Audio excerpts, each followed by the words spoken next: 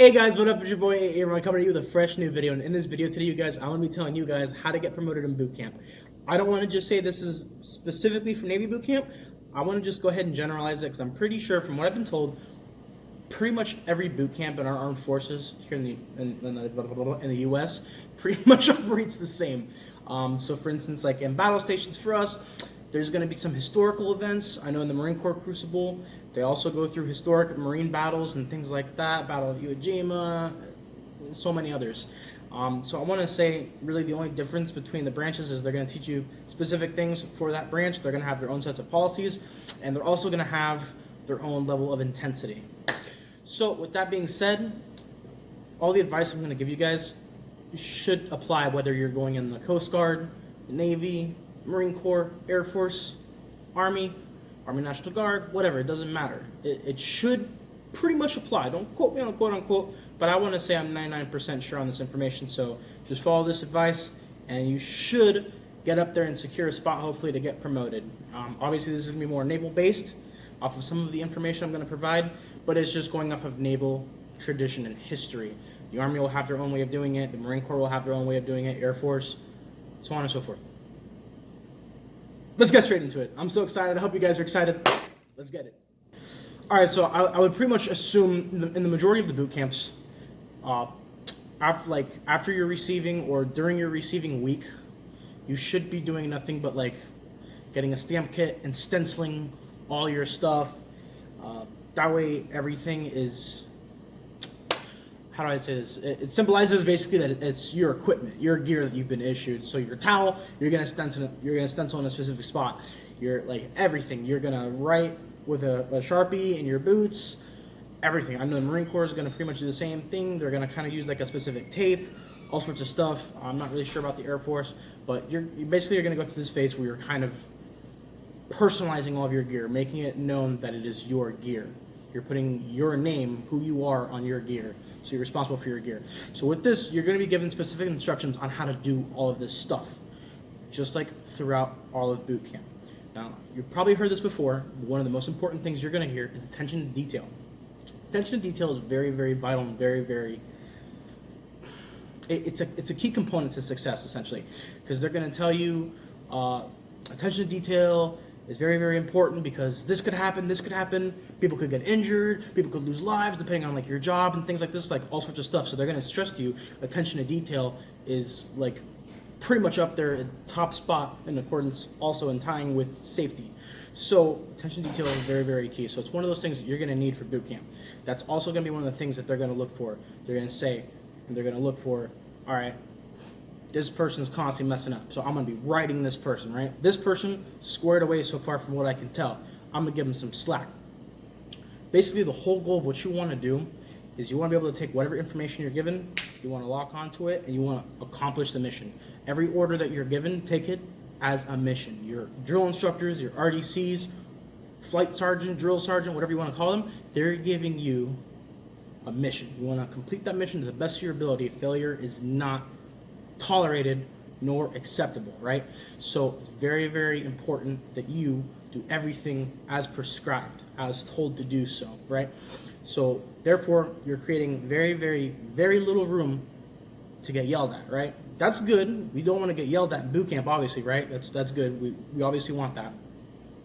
But it's going to let them know, all right,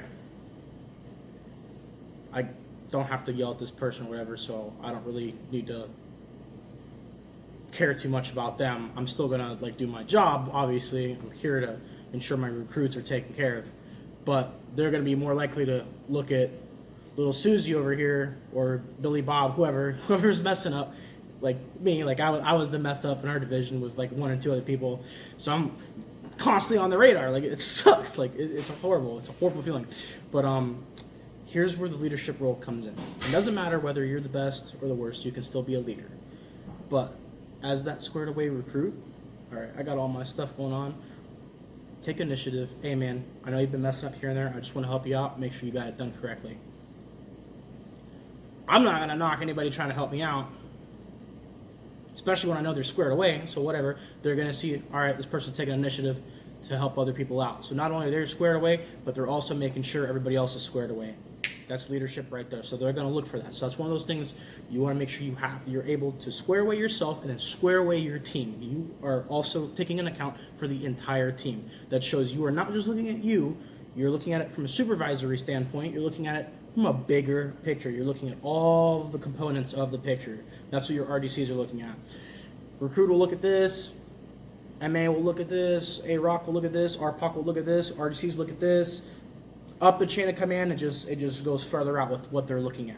So you want to show that initiative to say, hey, I'm ready for a bigger role. You know, I can do my job and more than what I'm not even supposed to be doing. I can do that. I can operate at that higher level. That's what you want to show them. That's what they're looking for, because they're only going to be able to promote a certain amount of recruits, right?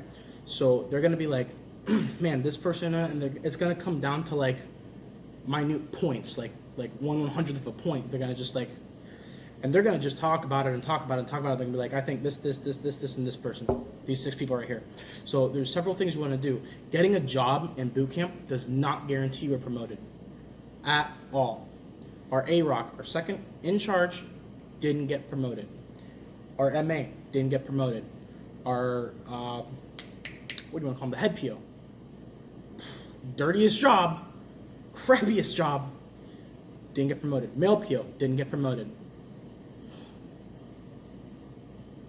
People without jobs got promoted more than people with jobs. Obviously, our RPOC got promoted. Yeah, that's like our recruit division commander in a sense, like on the recruit side, like right underneath the RDCs, right?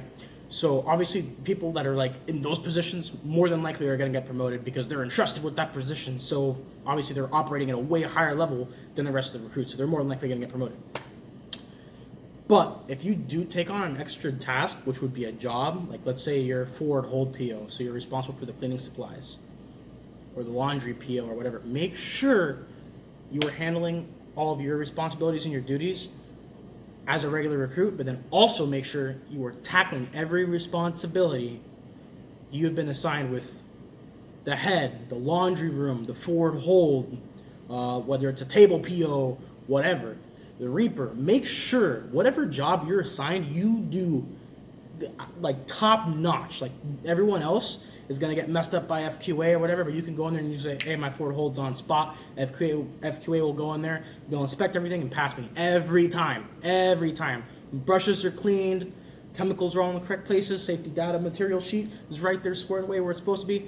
Everything. You want to make sure you're doing everything top notch. You need to literally be a perfect recruit. You need to not be told to do anything more than once, and that's the initial time they're telling everybody to do something. That's how you're going to stand out. Being the best recruit is about standing out, not the position you have, because you can be RPOC, you can be that top recruit, but not be the best recruit. You want to make sure you stand out. One of my buddies, Taylor, he's now in San Diego, sorry, I mispronounced it, but he's now over there in San Diego, and he got promoted in boot camp, and he did nothing but listen. Okay, this is how you fold everything, boom. Inspected, okay, put it away. Like, he only got yelled at one time, and it was like he got caught off guard on watch. He went to go look at the logbook, RDC snuck in, and the RDC was like, oh, I'm stabbing you because you're not even paying attention to watch, and then they kind of like generalized, like, hey, this is what happens if you're not always on alert on watch, and they made it a learning experience for him, and then they beat him. But that was like, other than that, he never got talked to, and that's like the kind of recruit you need to be. I strongly believe Taylor was like the absolute best person in our division. He never talked to anyone. He was there, just did his thing. Yeah, he would come talk and whatnot at night, and he would still be working on whatever he needed to work on. That's it. He never got talked to, never got yelled at, nothing. The only time he got really beat, honestly, was with the division because everybody else was messing up. So you need to be that top recruit. You need to make sure you are always squared away. You need to make sure you're looking out for your brothers and sisters also. Make sure they're squared away. You need to show that initiative, that leadership. That's what they look for. And that's what they're going to promote, because they can see, you know what? You can do your job. You can also do the job of the next level. So you're obviously showing you're ready for that. And we're going to give it to you. That's how it works, you guys. That's how getting promoted in boot camp really works. And at a certain point in boot camp, that's it. It's going to happen. They're going to say, I want so-and-so, so-and-so, so-and-so, so-and-so, 6, 7, 8 people, whatever. Depending on the number, they can only promote a certain percentage. And they're going to say, oh, y'all on the black line. And then I remember everybody, we were all getting on the tow line, and people were like, "Oh, they're about to get slaughtered, this, that, and the other." And I was like, "No, that's not what this is." And then people were like, "What do you mean? Like, what do you know? Like, you're like the worst one here." It's like, "Yeah, I know I'm the worst one here, but they're definitely not about to get beat. Like, that's not what's happening. They're getting promoted." "How do you know they're getting promoted?" I was like, "Look who they just called up. Like, people never get freaking talked to. Like, these people are the ones that are always squared away." I was like, "Watch, we're all there at attention."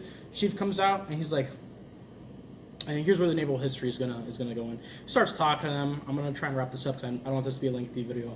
But he's talking to them. He's like, "You guys have gone above and beyond, et cetera, et cetera, et cetera, et cetera, et cetera." Giving them the whole spill. And he's like, a naval tradition and history, whenever higher ups would notice that an individual was ready for the next rank, they would run it all the way up to the CO, and the CO would approve, and they would give them a meritorious promotion. The CO or whoever else would sneak into the cabin at night while they're asleep, go in their uniform drawer, take out their uniforms. What's that meant? They would take out their uniforms, and they would go stitch on the next ring while they were asleep. They would bring them back. And then the next time they wore those uniforms or they went through their stuff, that's when they would find out. "Go get your dress blues." They're all like, "What?" I was like, "Oh, that's incredible." I was like, I was just blown away. I was like, "That's amazing." They went and got their dress blues, and they were sitting there with them folded. And then he goes, "Unfold them." So they all, boom, there's their 2 stripes, their 3 stripes, whatever rank they are now. They got promoted. That's naval tradition right there. Guys, that's pretty much it for the video. I hope you guys liked the video. If you guys liked the video, do me a huge favor. Drop a like and also drop a comment. I love hearing from you guys. I love talking to you guys. Talk to you guys all the time. Do me a favor, add me on my Snapchat and Instagram to follow me on all the little wacky adventures I'm constantly going on. It's a blast. I love hearing from you guys, and it's a good time. Also, if you guys are new to the channel, do me a huge favor. Go check out some of the other helpful and awesome content I put out there for you guys, just like this video. And if you guys like what you see, consider subscribing. You were doing a really good job on those boots, I'm not going to lie. Huh? Wow. That is a man right there. That's pretty much it. I'll see you on the next one. Peace.